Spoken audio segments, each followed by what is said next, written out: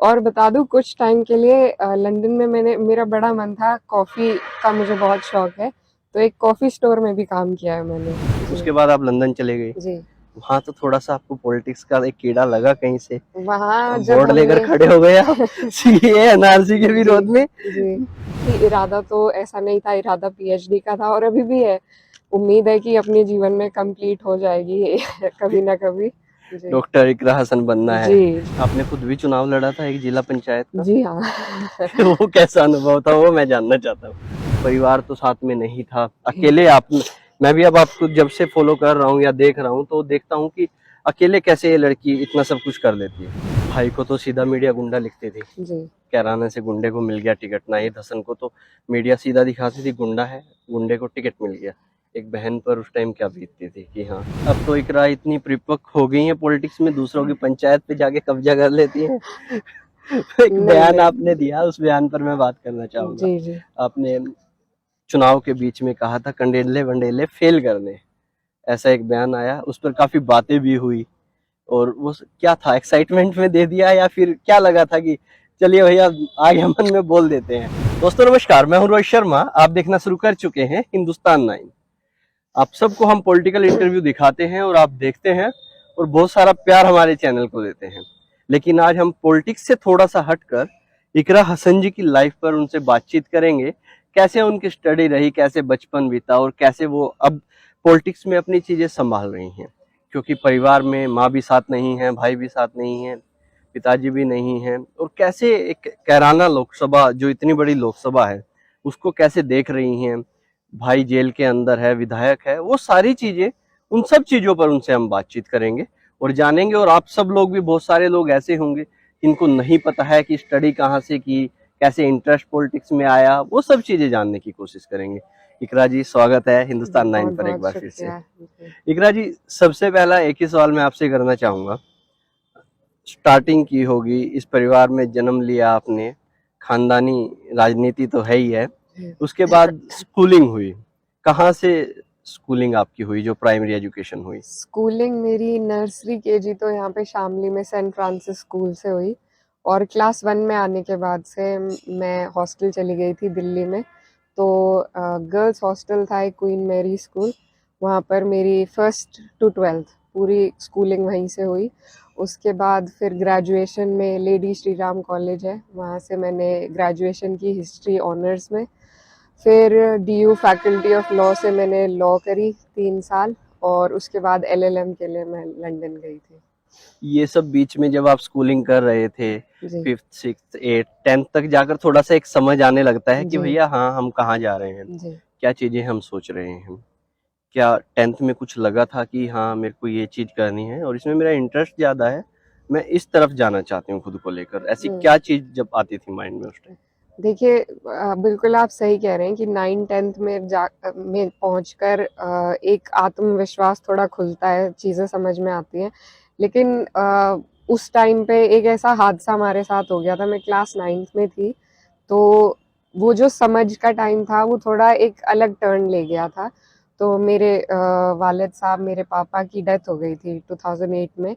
तो उस टाइम वो सारी चीज़ें एक अलग तरीके की, मतलब वो होता है ना, एक खुलकर सोचने वाली जो स्थिति थी वो बदल गई थी। फिर एक अलग तरीके का बर्डन, क्योंकि मुझे नहीं लगता कि एक पिता की बैकिंग से ज़्यादा कोई और बैकिंग आपको ज़िंदगी में मिल सकती है। तो वो एक जो ढाढ़स की दीवार थी वो ढह गई थी। तो एक वो होता है concept, look over your shoulder. तो हर समय यही रहा कि अपने पीछे देखना मुझे खुद पड़ गया था। हालाँकि परिवार वाले सब लोग थे, लेकिन वो जो उनकी ढाढ़स थी वो नहीं रही थी। तो उस हिसाब से फिर सारा ही नज़रिया ज़िंदगी को लेकर बदल गया था। तो वहाँ से शुरुआत हुई थी और तभी से फिर आज तक भी हमने जैसा देखा है लोगों में कि उनका आज 14 साल हो गए हैं, लेकिन लोग आज भी नाम लेते हैं, उनके काम को याद करते हैं। तो ये एक बहुत बड़ी लेगेसी है, उनकी धरोहर है। उसे ही बचाने की, राजनीति में दिलचस्पी उनकी वजह से है, उनके लिए है और उन्हीं के लिए रहेगी। तो वो ही प्रेरणा के स्रोत है, वो ही सब कुछ है। एक पिता को खो देने के बाद जब कोई नाइन्थ में टेंथ में होता है, कोई बच्चे होते हैं, बहुत ज़्यादा उम्र नहीं होती, और वही आप वाली बात है, जो पीछे हम देखते हैं जी तो हमें अपने पिता दिखते हैं, अपनी माता दिखते हैं कि जी हाँ वो हमारे पीछे खड़े हैं, हम कुछ गलत सही कर रहे हैं, उसके बाद कि हाँ वो संभालने वाले हैं हमारे जी पीछे, वो संभाल लेंगे। लेकिन वो साथ आपसे छूट गया। जी फिर 11th-12th आपने किया, फिर उसके बाद कॉलेज किया। जी। कॉलेज में जाके कुछ चीजें समझ आने लगी कि हाँ अब कॉलेज मेरे में को। जाकर जो मेरा कॉलेज था वो बहुत ही फेमिनिस्ट आइडियोलॉजी के लिए जाना जाता है, तो वहाँ से उस तरह की दिमाग खुला, बहुत सारी चीज़ों का पता चला। इसी तरह जो मेरा फिर दूसरा कॉलेज था, वहाँ पर ये स्टूडेंट राजनीति का बहुत चलन है फैकल्टी ऑफ लॉ में, तो सारे चुनाव डीयू के वहीं से होकर गुजरते हैं और बड़े बड़े हमारे सभी नेता हमारे कॉलेज के रहे हैं। कपिल सिब्बल जी, आज तक उनका रिकॉर्ड है वहाँ पे, और अरुण जेटली जी, बहुत सारे लोग, तो वो एक राजनीति का गढ़ माना जाता है।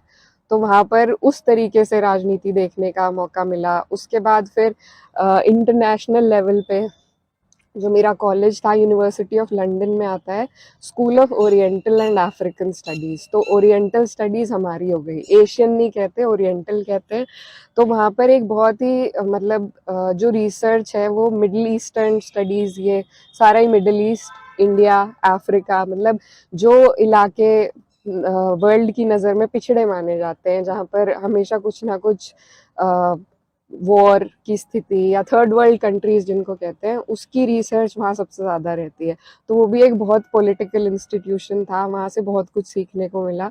तो ज़्यादातर हमेशा, क्योंकि घर पर बहुत करीब से राजनीति को देखा, तो रुचि हमेशा राजनीति में ही रही थी, लेकिन एक एकेडमिक लेवल पे थी। अब ये प्रैक्टिकली हो गई है। नहीं, कॉलेज का भी पॉलिटिकल रहा और खानदान तो पॉलिटिकल था ही जी पीछे। जी सबके सब लोग पॉलिटिक्स में इतने इन्वॉल्व हैं यहाँ पर। जी। वो लगा नहीं कि कॉलेज में चलिए अब मैं भी कॉलेज में कुछ एक छोटा मोटा कोई चुनाव लड़ लूं यहाँ से। नहीं नहीं, ऐसे मुझे जब लोगों को पता चला बैकग्राउंड का, तो कुछ ऑफर भी आए, लेकिन मैं थोड़े शाय नेचर की थी, तो अभी भी हूँ। तो मेरा बिल्कुल इस तरफ दिलचस्पी नहीं थी कि मैं राजनीति में जाऊं। वो तो यहाँ पर भी, जहाँ पर अभी हूँ, ये भी एक मजबूरी के तहत घुसना पड़ा, क्योंकि कोई और घर पर बचा ही नहीं, तो इसलिए ये जिम्मेदारी उठानी पड़ी। वरना मेरा एक बैकग्राउंड में रहने का ज्यादा वो था मन, तो इस वजह से वहाँ कॉलेज में कभी नहीं मन हुआ कि लड़े। बैकबोन बनने का मन था कि पीछे खड़े हो गए। हाँ, हम देखें कि जिम्मेदारी, भैया हाँ। जिम्मेदारी, आप एक काम करिए, फील्ड में जाइएगा, आप संभालिएगा, मैं लेकिन वही जो कह रही पीछे हूँ। है वो सारी चीजें हम लिखेंगे, जी। स्क्रिप्ट हम नहीं लिखेंगे, नहीं आप संभालिए। नहीं नहीं, जैसे 2014 में पहली बार मैंने कैंपेनिंग करी थी। तो मेरे भाई तब लोकसभा का चुनाव लड़े थे, उनके लिए मैंने सबसे पहले कैंपेनिंग करी थी। तो उस टाइम से ही, ऐसा नहीं है कि मैं हमेशा फील्ड में रहती थी, पर वो था कि सिर्फ कैंपेन के लिए अपना काम किया। घर पर इतनी बड़ी जिम्मेदारी का माहौल होता था, उसमें अपना योगदान दिया और फिर चले गए। तो कैंपेनिंग से मेरा जो नाता है वो तो पुराना रहा है, अभी इस चुनाव का नहीं था। बहुत एक्सपीरियंसेस हो चुके थे अब तक तो, लेकिन हाँ, उसके बाद भी संभालना, उससे पहले भी संभालना और फिर चुनाव को लेकर चलना, ये पहली बार हुआ था लीडर के, तो मतलब एक लीड करना कैंपेन को लीड करना। आपकी बार तो कुछ था ही नहीं कि कोई कर पाएगा, परिवार में कोई भी ऐसा नहीं था, फॉर्म भर चुके थे, नॉमिनेशन आप कर चुके थे, लेकिन आप अकेले बचे थे जिसको ये सब करना था। चलिए वापस कॉलेज की तरफ चलते हैं। और कॉलेज में ये सब तो हुआ, आपको नहीं था कि सामने आकर फ्रंट में मेरे को ऐसा कुछ करना है। उसके बाद आप लंदन चले गए, वहाँ तो थोड़ा सा आपको पॉलिटिक्स का एक कीड़ा लगा कहीं से, वहाँ बोर्ड लेकर खड़े हो गए आप सीए एनआरसी के विरोध में। नहीं, देखिए, बहुत ही नाजायज मुझे वो लगा था जो ये लॉ लेकर आ रहे थे, और उसके विरोध में पूरा देश यहाँ पर आंदोलन कर रहा था। तो उस आंदोलन में हम भी, जो वहाँ पर जो स्टूडेंट्स थे जो इसके विरोध में थे, सभी हम बैठ के जब बात करते थे, तो सभी लोग, हम वहाँ से कुछ योगदान करना चाह रहे थे। तो फिर वहाँ पर ये चर्चा हुई कि हमें यहाँ पर इंडियन एम्बेसी के सामने विरोध करना चाहिए, ताकि इंटरनेशनल हाईलाइट हो मामला और कुछ ना कुछ उससे मदद मिले। तो उसके लिए जरूर दिलचस्पी। कितनी उम्र रही थी उस टाइम आपकी? मैं 24। डर नहीं लगा एक राजन को? 24 साल की लड़की अपने देश के बाहर विदेश में एक बैनर उठा के खड़ी हो गई है। सरकार की नीतियां होती हैं, राजदूत होते हैं, सब लोग वहां पर होते हैं, कोई ऐसा नहीं लगा भैया वीजा कैंसिल करा देंगे ये नहीं लोग? नहीं, वहां पर देखिए वही था, यूनियन जो हमारा स्टूडेंट यूनियन था और सभी की ताकत थी, तो सभी लोग परेशान ज्यादा थे, तो इसलिए हम वहाँ बेबसी के हालत में हम वहाँ पे वीडियोस देखते थे क्या सब चल रहा है जामिया में, एएमयू में, तो स्टूडेंट्स थे हम भी वहाँ पर, तो इसलिए वो भावना जागी थी और सभी के लिए हमें सपोर्ट करने का एक ही माध्यम था, वो हमने किया सबने, तो नहीं डर की तो कोई बात नहीं थी वहाँ पे। जामिया और एएमयू पे नजर थी, लेकिन जामिया और एएमयू वालों का तो स्पेशल एक गैंग बना दिया गया है, बिल्कुल। उनको तो स्पेशल बोला जाता है, तो टुकड़े टुकड़े वाले लोग हैं, जी। टुकड़े टुकड़े मैं ये गैंग के कहना लोग चाहती हैं। हूँ कि मतलब एकेडमिक लेवल पे जितने अच्छे ये इंस्टीट्यूशंस हैं, चाहे जेएनयू हो, जामिया हो, अलीगढ़ मुस्लिम यूनिवर्सिटी हो, तो इस तरीके से टारगेट करना बहुत ही बुरी बात है, बहुत शर्मनाक है, लेकिन अब और मारामारी भी यहीं के एडमिशन के लिए सबसे ज्यादा रहती है, तो ये समझने की बात है क्यों इनको टारगेट किया जा रहा है, जो लोग पढ़े लिखे नहीं है वो क्या समझेंगे बड़े इतने अच्छे इंस्टीट्यूशंस के बारे में। यहाँ पर भी एक टोंट कस ही दिया है चलते चलते, पॉलिटिकल इंटरव्यू नहीं था, लेकिन वहां पर भी एक टोंट आ ही गया। हालांकि बहुत सारे लीडर ऐसे हैं पक्ष विपक्ष दोनों में, जी जो कहीं ना कहीं जामिया से निकले हैं, बिल्कुल। जेएनयू से निकले हैं, जी बड़े बड़े। अब हमारे वित्त मंत्री भी आप देख ले जी जी तो वो भी वहीं से ही निकले हैं, जेएनयू अगर की गैंग हैं की बात जी। करें तो। लंदन में आप थे, कॉलेज में आप वहाँ से अपनी स्टडी कंप्लीट कर रहे थे, वहाँ का कैसा माहौल था, कैसी चीजें वहाँ पर यहाँ के मुकाबले जब आपने देखी? वहाँ जैसे आपने अभी कहा डर का माहौल प्रोटेस्ट के लिए, तो वहाँ पर क्योंकि किसी भी लोकतंत्र के लिए बहुत ज़रूरी है कि एक मजबूत विपक्ष हो, तभी बैलेंस और चेक होगा ना, तभी लोकतंत्र आगे बढ़ेगा, तो क्योंकि वो हमसे पुराना ज़्यादा प्रोग्रेसिव देश रहा है, तो वहाँ पर इन सब चीज़ों को वेलकम किया जाता है, ऐसा नहीं है कि कोई लाठी चार्ज कर रहा है, मतलब जब हम प्रोटेस्ट कर रहे थे तो वहाँ पर रोड बंद करके प्रोटेस्टर्स के लिए प्रोटेक्शन थी, तो इस तरह का प्रोग्रेसिव माहौल भी है दुनिया में, उनसे हमें सीख लेनी चाहिए, तो इसलिए काफ़ी अच्छा रहा, वहाँ से ये देखने को मिला कि हर छोटी बात पर लोग संगठित होकर अपनी आवाज़ उठाते हैं, तो ये सब सीख हैं जो आगे जाके शायद यहाँ पे हमारे काम आए।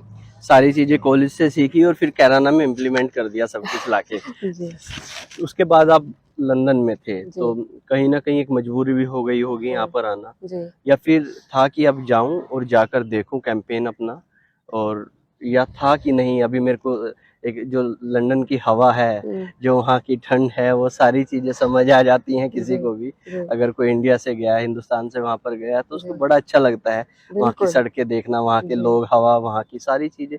तो ऐसा लगा कि नहीं अब मैं यहीं पे कुछ ना कुछ यहीं पे सेटल हाँ, करूँ। मेरा असल में जाने का जो पर्पस था वो भी पीएचडी का था, तो अभी मेरी मास्टर्स हुई है, लेकिन मेरा इरादा था पीएचडी करने का, लेकिन फिर कोरोना काल आ गया था बीच में, तो उसकी वजह से फिर घर वाले बहुत परेशान हो गए थे, और क्योंकि ऐसी मुसीबत के हालात में मैं इतनी दूर थी, वो लोग यहाँ, तो वो मेरे लिए परेशान रहते थे, मैं उनके लिए, तो उस टाइम ये था कि एक बार वापस आया जाए घर पे, 1-2 महीना रहकर फिर आगे दोबारा अप्लाई करेंगे, लेकिन जब वापस आई तो फिर यहाँ पर हालात कुछ ऐसे, मेरे आने के ही 10 दिन बाद मेरे भाई पे और मेरी मम्मी पे ये झूठा मुकदमा लग गया था, तो उसके बाद हालात ही ऐसे बन गए कि मुझे सिर्फ मैं रह गई थी घर पे, और घर खुला रखना था, तो घर संभालना था, तो वो सारी जिम्मेदारी अचानक ही मेरे ऊपर पड़ गई थी, इरादा तो ऐसा नहीं था, इरादा पीएचडी का था और अभी भी है, उम्मीद है कि अपने जीवन में कंप्लीट हो जाएगी कभी ना कभी।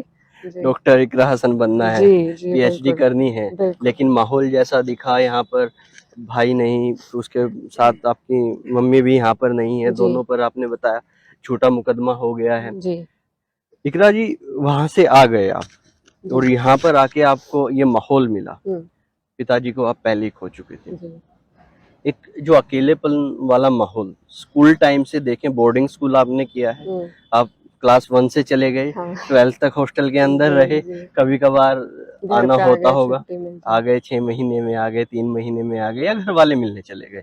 उसके बाद फिर कॉलेज भी आपका बाहर से हुआ, जी फिर उसके बाद आप पोस्ट ग्रेजुएशन के लिए भी चले गए, जी और फिर यहाँ पर आए तो माँ पर और भाई पर मुकदमा दर्ज हो चुका जी था, कभी परिवार के साथ नहीं रह पाए, कह सकते एक हैं ऐसा जी ऐसा बचपन से ही चलते चले गए, पढ़ने के लिए गए थे कि पढ़ाई कंप्लीट करेंगे फिर परिवार के साथ आकर रहेंगे, जी लेकिन जब आए तो परिवार भी साथ नहीं है, जी माँ पर भी एक मुकदमा है, भाई पर भी मुकदमा है, दोनों जिले से बाहर हैं, या फिर कहें तो कहीं ना कहीं सरकार उनके पीछे है, तो वो अकेलापन कि हाँ इतना सब कुछ है, कुछ ऐसे डर नहीं लगा कि कुछ भी नहीं है, सारी चीजें दूर हो गई हैं? नहीं देखिए, बहुत छोटे से बहुत कुछ देख लिया था तो इसलिए अब चीज़ों का एहसास कम होता है। लेकिन जैसे आप कह रहे हैं बचपन से ही बाहर रहे, तो अकेले रहने की एक ट्रेनिंग बचपन से थी। शायद आज के लिए ही हो रही हो वो ट्रेनिंग, लेकिन उससे क्योंकि अपने आप सब संभाला, सब सीखा, हॉस्टल में रहना, बाहर रहना, दिल्ली में रहना पहले, फिर बाहर रहना, तो एक आत्मविश्वास आता है जब आदमी अपने काम खुद करने लगता है, खुद सारी जिम्मेदारी संभालने लगता है। तो उसका कहीं ना कहीं बहुत आज मुझ पे असर है, और कहीं ना कहीं उससे रास्ता आसान रहता है। ये जो स्टार्टिंग स्कूलिंग हुई जी। उसका ही असर है। जी। जब आप आए तो माता पिता साथ में नहीं, भाई साथ में नहीं, आ गया राजनीति का नंबर जी। कि चलिए भैया अब आओ यहाँ पर जी। संभालो आके। जी। जी। लोकसभा कैंपेन किया था आपने जी। 2014 में। जी। वहां पर कैसी चुनौतियां जब आपने देखी, लोगों के बीच में गए तो कैसी चुनौतियां सामने आती थी, क्या चीजें? लंदन से पढ़कर लड़की आई, बढ़िया ठंडी हवा और सारी चीजें, और अब भैया घूमो यहाँ पर लोगों के बीच में, जाओ गांव गांव में। यहाँ पर आज तक भी बहुत सारी जगह ऐसी हैं, पक्की गलियां नहीं है, मच्छरों की एक बाढ़ सी आ जाती है, ऐसी बहुत सारी चीजें हैं। तो क्या चीजें देखी सामने कि हाँ मेरे सामने आई कहाँ से हूँ, आ क्या गया, ऐसा कुछ हुआ था? नहीं, ऐसा कभी नहीं हुआ, क्योंकि बहुत हम ग्राउंडेड रहे हैं, अपने रूट से हमेशा टच में रहे हैं। तो जैसे बाहर भी पढ़ते थे तो छुट्टी में घर ही आते थे, तो बहुत सारे लोग ऐसे हैं जिन्हें मैं पापा के टाइम से जानती हूँ। तो घर से एक जो वो टच था वो हमेशा मेंटेन रहा, हमेशा, स्कूल हो चाहे कॉलेज का टाइम हो। और 2014 की जैसा आप पूछ रहे थे, उस टाइम मैं डोर टू डोर कैंपेन करती थी।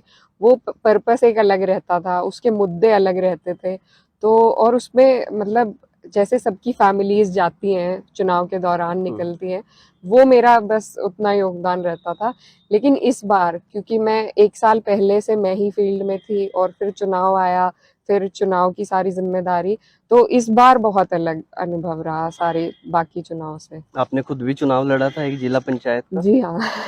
वो कैसा अनुभव था, वो मैं जानना चाहता हूँ।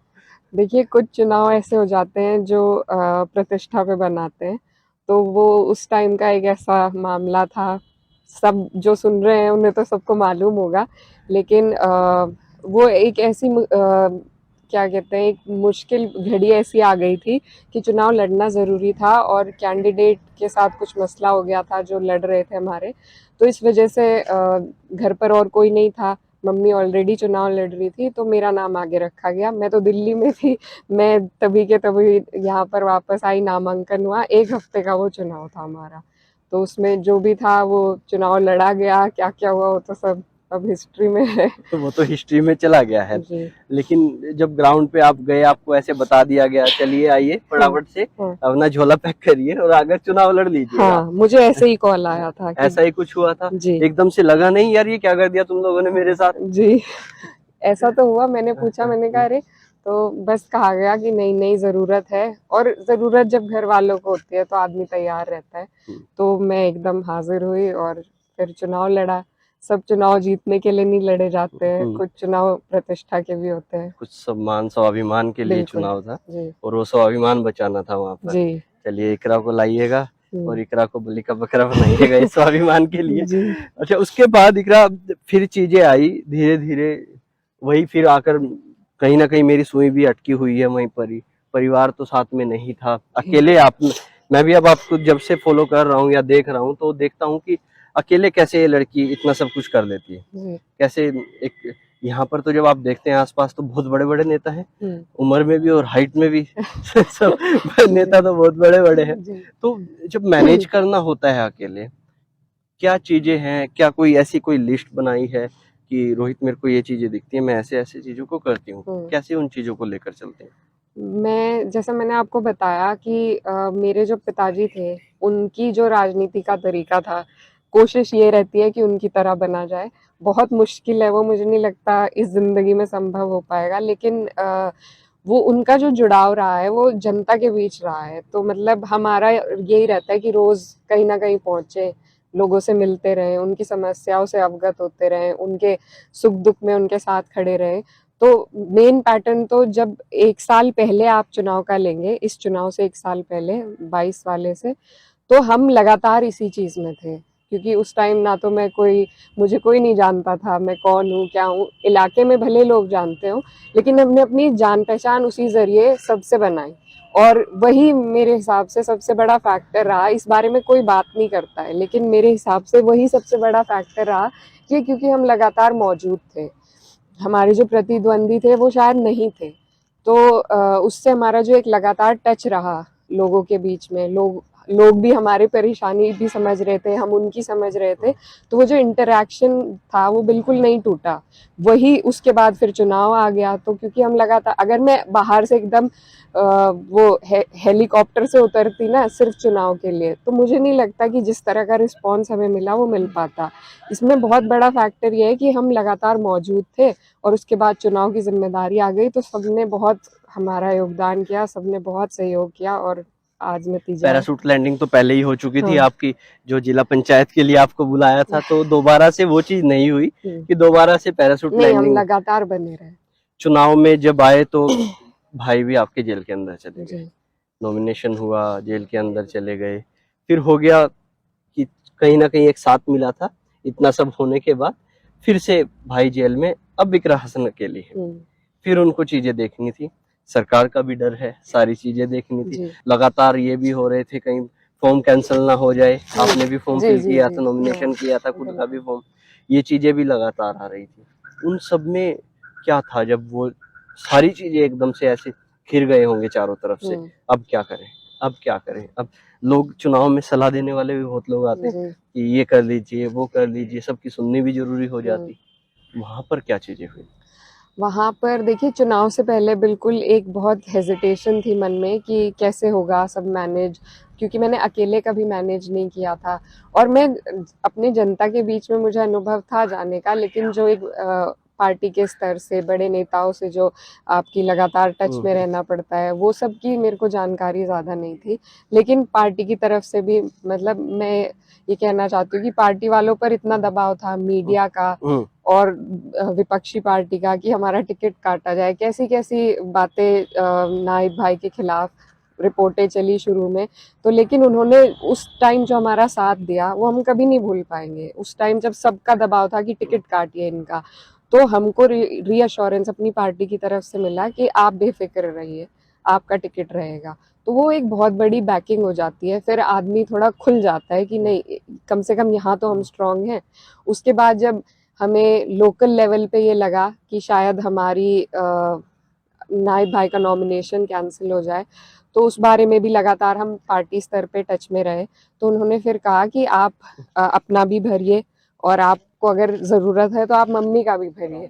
तो इसलिए हमने वो एक प्रिकॉशनरी स्टेप लेकर हमने वो नॉमिनेशन किया था कि अगर कुछ हमारे साथ इस मामले में गड़बड़ हुई तो फिर ऐसा ना हो कि हमारे टिकट ही बिल्कुल बेकार चला जाए।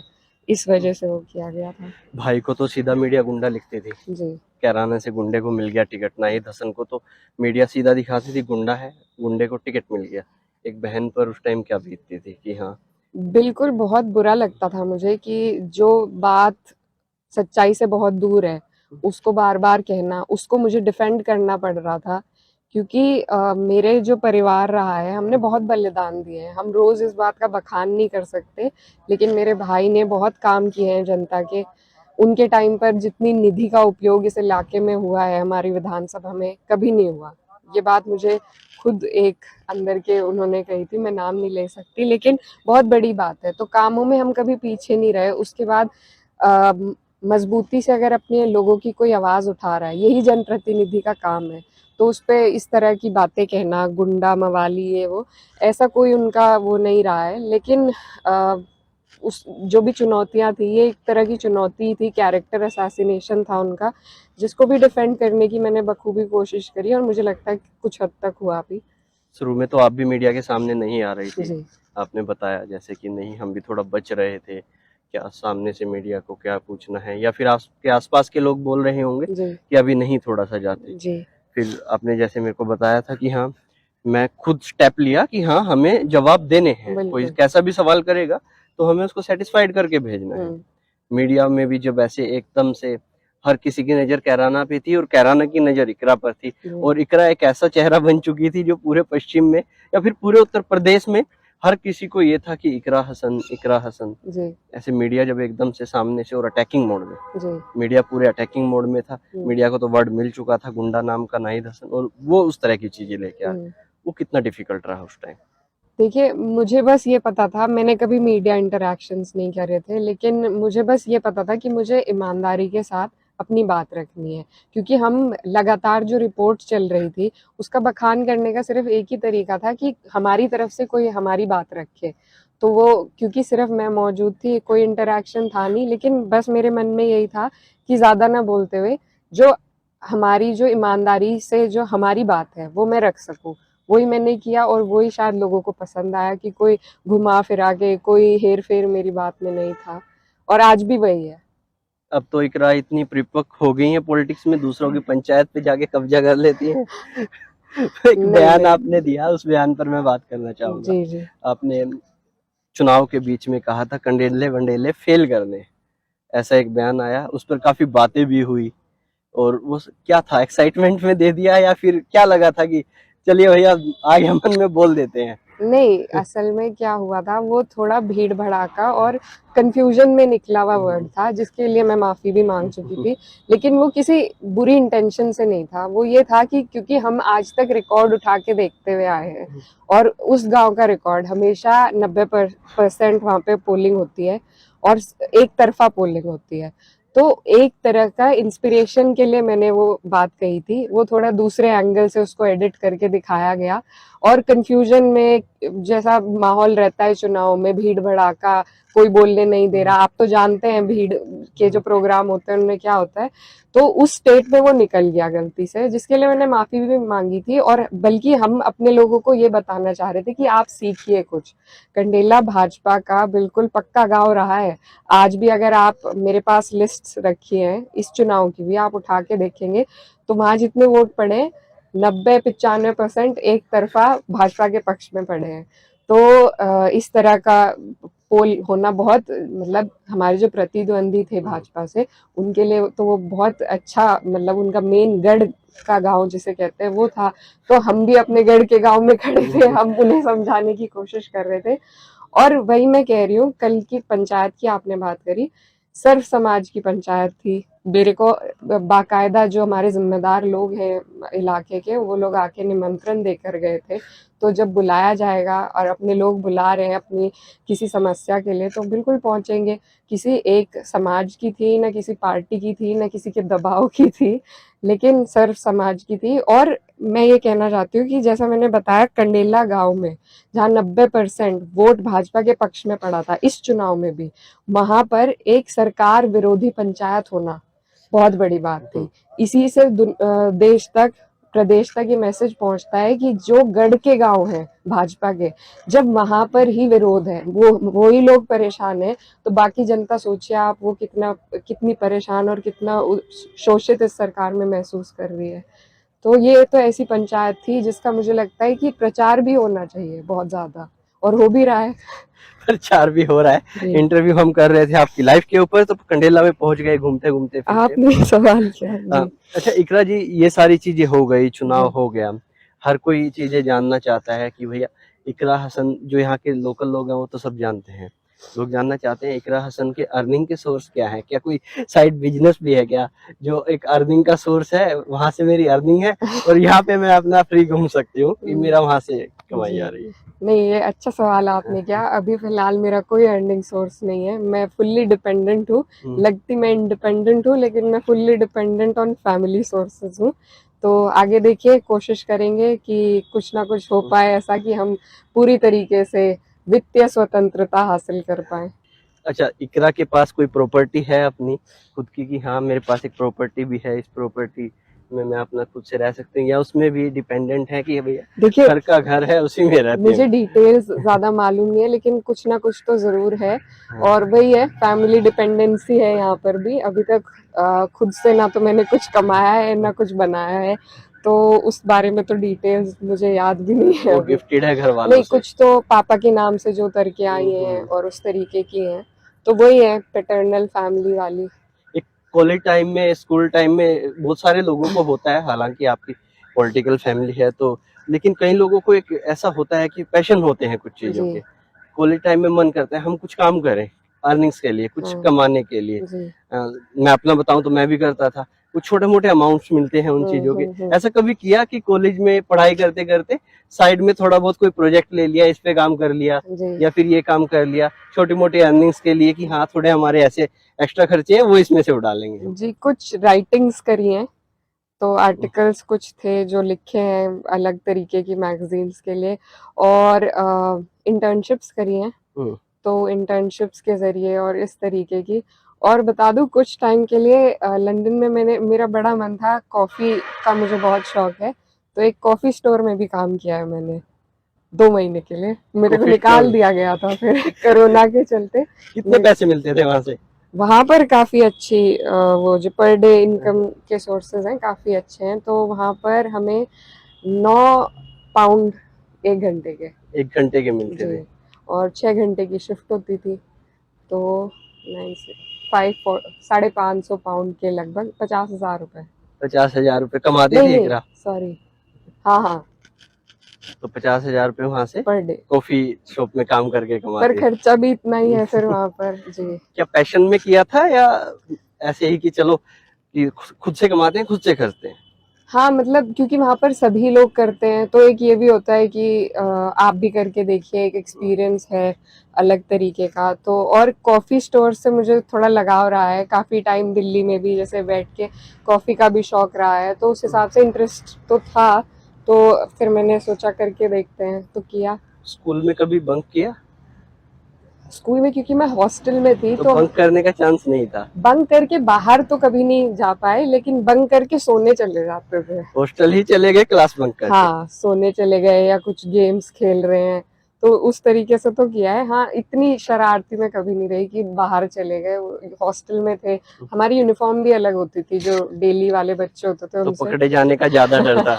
जी, नहीं, कोशिश भी कभी नहीं की। कॉलेज टाइम में आके, कॉलेज में तो लगता है कि भैया अब तो एक मास बंक हो जाते हैं, सबके सब उड़ जाते हैं, पूरी की पूरी क्लास, जी। चलिए कहीं घूमने चले जाते हैं। या फिर होता है कि जब आप दिल्ली में रह रहे जी। हैं, जी। एक ऐसे कॉलेज इतना अपग्रेड हाई सोसाइटी, लोग वहाँ पर जी। बहुत सारे बच्चे ऐसे पढ़ते हैं, तो वहां पर कभी ऐसा लगा कि चलिए कॉलेज बंक करते हैं, आज की डीजे मास पार्टी बंक या तो नाइट पार्टी? मास बंक होते हैं, मास बंक तो पूरी क्लास ऑर्गेनाइज कर लेती है, तो ऐसा तो कई बार हुआ है, जब जब हुआ है हम भी पार्टिसिपेट हमने भी किया है। लेकिन हाँ, वैसे क्योंकि कॉलेज में इतना स्ट्रिक्ट वो नहीं रहता क्लास अटेंड करने का, ऐसा कोई स्कूल की तरह बंक वहाँ करना पड़ता है जहाँ मजबूरी बन जाती है कॉलेज क्लास में अटेंड मजा आ रहा करना। होता है? कॉलेज में मेरे सब पसंदीदा सब्जेक्ट्स रहे हैं, और कॉलेज में अपनी पढ़ाई, ये फ़र्क है कि लोगों को लगता है कि मज़े ज़्यादा हैं कॉलेज में, लेकिन अपनी पढ़ाई की ज़िम्मेदारी खुद उठानी पड़ती है कॉलेज में। स्कूल में तो टीचर्स हाथ पकड़ के करवा रहे होते हैं सब कुछ, लेकिन जब नोट्स नहीं मिलते कॉलेज में और ढूंढना पड़ता है, तो फिर एहसास होता है कि बैठकर ही क्लास में लिया जाए सब कुछ। तो कॉलेज में अलग तरीके की जिम्मेदारी से पढ़ाई करनी पड़ती है। बाकी वहाँ पर तो पढ़ाई का बहुत प्रेशर था, वहाँ पर नोट्स नहीं होते, और सब चीज़ें आप कहीं से अगर एक भी चीज़ कॉपी कर रहे हैं जो हमारे इंडिया में नहीं है, प्लेजरिज्म कहते हैं, आप कहीं से कॉपी करके टेक्स्ट जो डाल रहे हैं, यहाँ तो सब रट्टा लगा लेते हैं। वहाँ पर एक टेक्स्ट 3 वर्ड अगर आपके सेम है, दुनिया में कोई बुक है उससे और आपके, तो आपका पेपर रेड हो जाता है खुद ही, ऐसी सॉफ्टवेयर है उनके पास। तो वहाँ पर भले एग्जाम्स नहीं होते, असाइनमेंट जो लिखने होते हैं उसी में इतना टाइम लग जाता था, तो अलग वो इतने दिनों बाद प्रेशर पढ़ाई का जो फील हुआ था वो लंदन जाके हुआ था, वरना यहाँ पर स्कूल के बाद से कभी पढ़ाई का प्रेशर फील नहीं हुआ था। ऐसा हुआ एक रहसन कभी पेपर दे रही है, एग्जाम्स अपने दे रही है स्कूल में या फिर यहाँ कॉलेज में, ग्रेजुएशन तक चीटिंग वीटिंग करने का चांस मिला है कि हाँ चिट बना लेते हैं, सब करते हैं आजकल नहीं और चले जाते हैं चिट में? मैं जब आंसर्स लिखती थी तो मैं हमेशा बैठी एंड मिनट तक रह जाती थी, क्योंकि शायद या तो लिखती स्लो हूँ, पर मैं लिखती बहुत ज्यादा थी, तो इसलिए एंड तक हमेशा बैठे रहना पड़ जाता था। तो ये सब का तो मुझे पानी पीने का, टॉयलेट जाने का भी टाइम बिल्कुल नहीं रहता पेपर लिखते हुए। तो हाँ, वहां पर जो मैं आपको बता रही थी, वहां पर पेपर तो थे नहीं, असाइनमेंट सबमिट करने थे, उनमें बहुत अलग तरीके से दोबारा अपने आप को अनलर्निंग और रीलर्निंग हुई और सिखाना पड़ा। वो मुश्किल रहा। यहाँ पर तो सब मैनेज हो जाता है। फेवरेट मूवी कौन सी है इकरा की?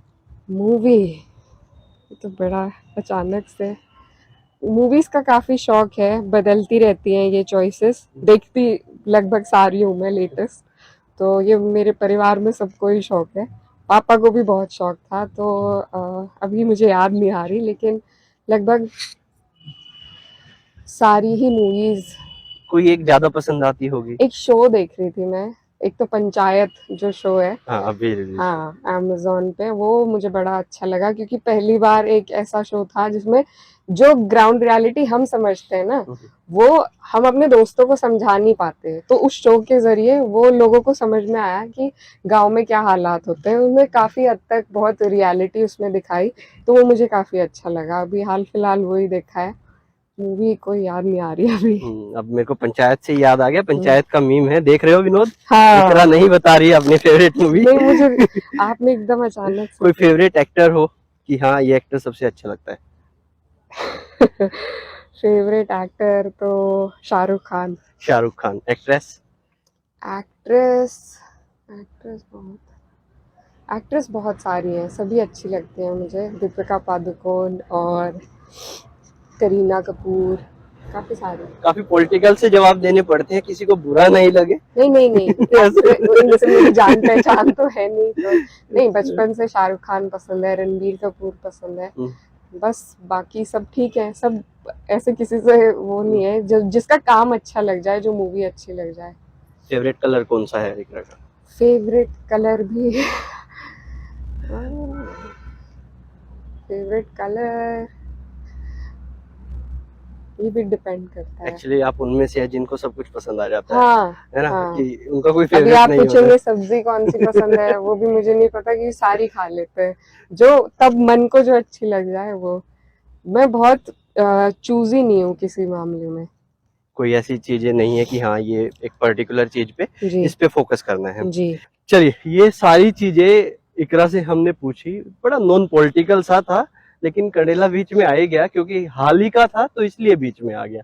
और भी बहुत सारी चीजें ऐसी हैं जो लोग जानना चाहते हैं, या बहुत सारी चीजें मेरे भी जहन में है, लेकिन ये इंटरव्यू काफी लंबा हो गया। फिर किसी दिन और बात करने का ऐसा कोई चांस मिलेगा, तो आपका कोई भी ऐसा कोई भी सवाल आप पूछना चाहते हैं इकरा से, तो आप कमेंट बॉक्स में छोड़ सकते हैं सभी। नेक्स्ट टाइम हम ले लेंगे वो सारे सवाल, और नेक्स्ट टाइम हम जल्दी ही कोशिश करेंगे कि एक और इंटरव्यू करें और आप सभी के सवाल उसमें हम लें। अब तक के लिए इतना ही। मैं रोहित शर्मा, आप देख रहे हैं हिंदुस्तान 9 यूपी की सारी खबरें देखने के लिए हमारे YouTube चैनल हिंदुस्तान 9 यूपी को सब्सक्राइब करें और साथ ही बेल बटन भी जरूर प्रेस कर ले। हमारे चैनल पर हम आपको दिखाएंगे यूपी के कोने कोने की खबर, वो खबर जो आपसे छुपाई जाती है। राष्ट्र को आगे बढ़ाने के लिए अभी फॉलो करें हिंदुस्तान 9 यूपी। साथ ही आप हमें तमाम प्लेटफॉर्म्स फेसबुक, इंस्टाग्राम, ट्विटर और कू ऐप पर भी फॉलो कर सकते हैं।